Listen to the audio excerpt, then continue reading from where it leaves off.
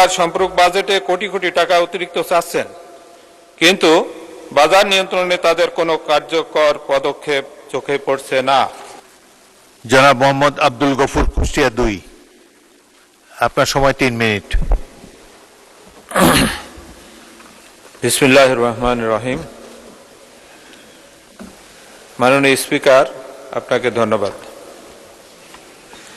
সরকার আজ মহান সংসদে বিগত অর্থ বছরের নির্ধারিত বরাদ্দের বাইরে অতিরিক্ত বরাদ্দ অনুমোদনের জন্য সম্পূরক বাজেট পেশ করেছেন। আমি এর তীব্র বিরোধিতা করছি এবং মিতব্যয়িতাজনিত ছাঁটাই প্রস্তাব পেশ করছি। মাননীয় স্পিকার, আমার আপত্তির মূল কারণগুলো হলো আর্থিক শৃঙ্খলতার অভাব ও অপচয়।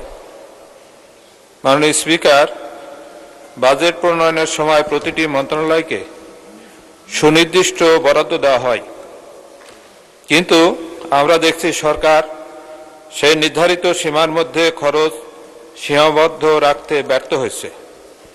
যদি অর্থবছরের শুরু থেকে প্রতিটি টাকা, প্রতিটা পয়সা সঠিকভাবে এবং স্বচ্ছতার সাথে ব্যয় করা হতো, তবে আজ জনগণের ট্যাক্সের টাকা থেকে এই অতিরিক্ত বরাদ্দের প্রয়োজন হতো না।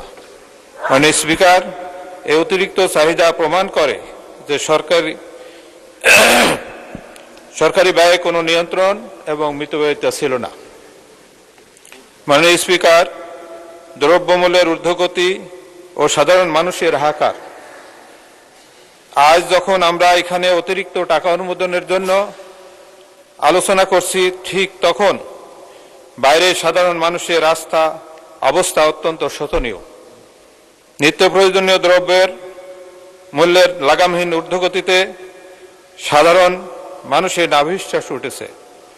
চাল, ডাল, তেল থেকে শুরু করে প্রতিটি পণ্যের দাম আজ সাধারণের ক্রয় ক্ষমতার বাইরে। সরকার সম্পূরক বাজেটে কোটি কোটি টাকা অতিরিক্ত চাচ্ছেন, কিন্তু বাজার নিয়ন্ত্রণে তাদের কোনো কার্যকর পদক্ষেপ চোখে পড়ছে না। মাননীয় স্পিকার, সিন্ডিকেট আর মধ্যস্বত্বভোগীদের দৌরাত্ম্য বাজার আজ অস্থিতিশীল। আমি সরকারকে প্রশ্ন করতে চাই, অতিরিক্ত বরাদ্দ আপনারা চাচ্ছেন, তার কতটুকু বাজার মনিটরিং বা সাধারণ মানুষের কষ্ট লাঘবে ব্যয় হবে? কঠোর মনিটরিং এবং অসাধু ব্যবসায়ীদের বিরুদ্ধে ব্যবস্থা নেওয়ার পরিবর্তে সরকার কেবল বরাদ্দ বাড়িয়েই চাচ্ছে। প্রকান্তরে বা সাধারণ মানুষের উপর ঋণের বোঝা বাড়ছে। মাননীয় স্পিকার, আমি মিতব্যয়িতার আহ্বান জানাই। দেশের এই অর্থনৈতিক সংকটে সরকারের উচিত ছিল অপ্রয়োজনীয় ব্যয় কমিয়ে মিতব্যয়িতার দৃষ্টান্ত স্থাপন করা, অথচ আমরা দেখছি বিপরীত চিত্র। বিলাসিতা আর অপরিকল্পিত খাতে অর্থ। মাননীয় সদস্য, আপনার উচিত ছিল প্রথমেই আপনার প্রস্তাবটি দেওয়া। এখন আপনি আপনার প্রস্তাবটা যেটা দিয়েছেন সেটা পাঠ করুন। মাননীয় স্পিকার, জনগণের কষ্ট লাগবে এই অতিরিক্ত বরাদ্দের দাবি। এখানে যেটা লেখা আছে সেটা পড়েন। আপনি যে দাবিটা দিয়েছেন সেটা পড়েন। 1 মিনিটে।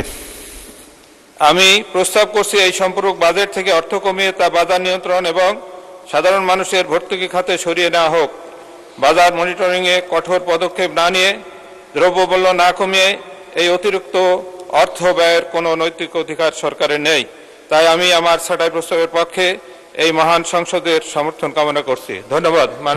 মাননীয় সদস্য, আপনি প্রস্তাব করেছেন যে অর্থ বিভাগ বিষয়ে আলোচনা উত্থাপন কল্পে হিসাবের খাত 109 অর্থ বিভাগ শিরোনামাধীন 7 নং দাবি হতে 500 টাকা হ্রাস করা হোক। এটাই ছিল আপনার প্রস্তাব। সেটা তো পড়েন নাই। পড়তে চান? এখন পড়তে পারলে এখনো পড়তে পারেন, টাইম আছে।